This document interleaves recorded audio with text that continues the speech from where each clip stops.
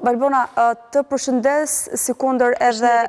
përmonda pak qaste më parë të gjitha shifrat zyrtare që ti ke mundur të siguror sa i takon zjarreve që kanë përfshirë Fierin, është konsideruar një zonë me risk dhe rizikuar në fatkeqësive natyrore dhe çfarë synon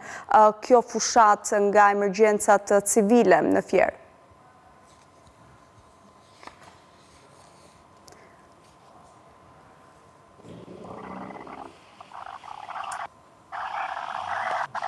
Mirë, me sa duhet kemi një vështirësi në komunikimin me kolegen Valbona Davidi, si kundër edhe përmonda Fieri është një ndër prej zonave më e rrezikuar ndaj fatkeqësive natyrore, ndaj edhe Agjencia Kombëtare e Emergjencave Civile ka nisur një fushat ndërgjegjësimi sa i takon edukimit të qytetarëve dhe se si ato të reagojnë në rast fatkeqësive natyrore. Kam kolegen Valbona Davidi sërish, po Valbona. Kasandra, përshëndetje, pra është ashtu si kundër ti e the një qark i cili prej vitesh në fakt është konsideruar si një zonë me risk të lartë ndaj fatkeqësive natyrore, i përfshirë në harta të ndryshme të organizmave ndërkombëtar që merren dhe që trajtojnë pikërisht vlerësimin apo bëjnë vlerësimin e riskut për zona të caktuara. Fieri si qark ka rezultuar prej vitesh i përfshirë në këto harta ku parashikohet që të ketë fatkeqësi natyrore,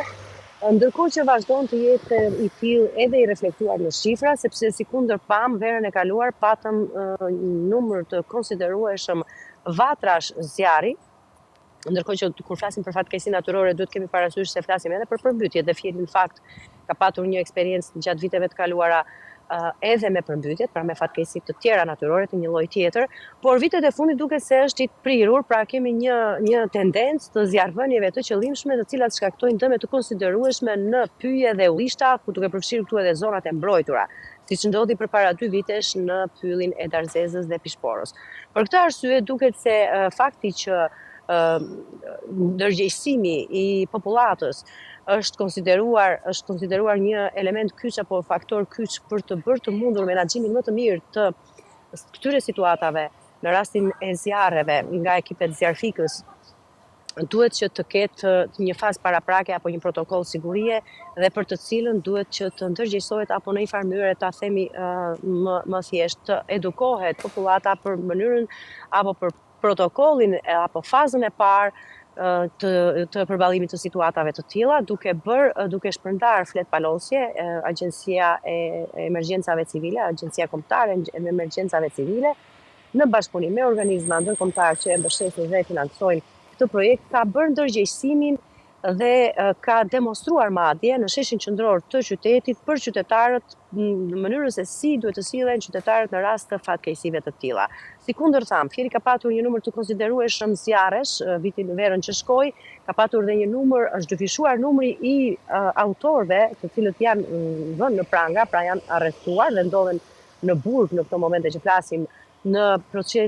pritje të procesit të tyre për veprën penale të shkatrimit të pronës me zjarr apo zjarrvënie të qëllimshme, ndërkohë që sikundër tham, ka një kategori qytetarësh që janë pikërisht moshat më të thyera, pra moshat më të vjetra, të cilat në fakt i dinë rregullat ose le të themi e njohin protokollin e sigurisë që ndiqet në rast të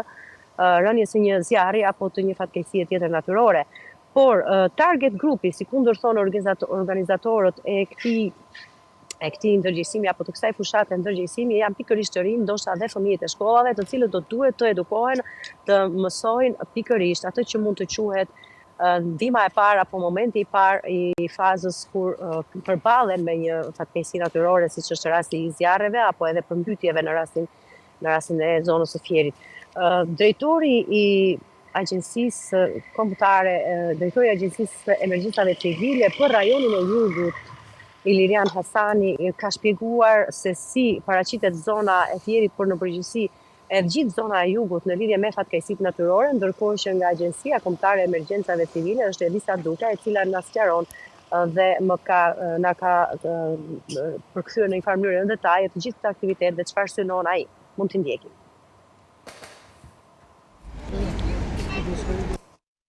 Nëpërmjet kësaj fushate ne synojmë që të rrisim ndërgjegjësimin dhe sensibilizimin përmes informimit mbi rreziqet kryesore që kërcënojnë Shqipërinë, mbi mënyrat e parandalimit dhe reagimin e duhur në kohë reale ndaj situatave emergjente. Atëherë këto janë aktivitete që organizon Agjencia Kombëtare e Mbrojtjes Civile në bashkëpunim me UNDP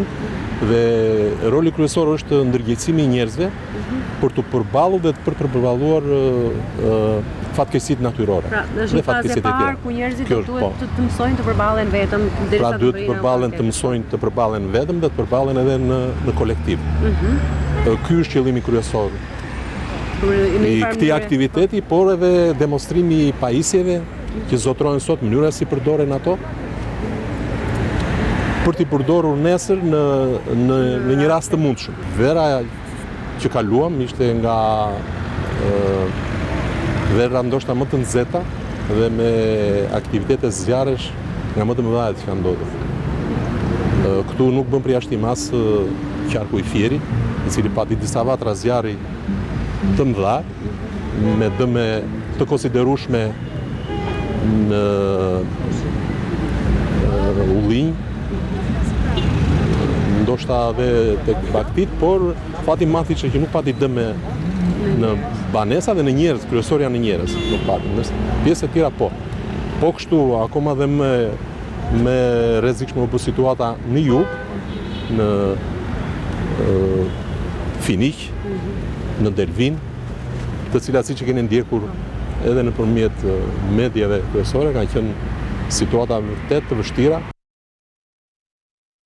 Mirë, Valbona, ndoqëm kështu dhe intervistat që ke kryer, unë të falenderoj dhe për raportimin e drejt për drejt.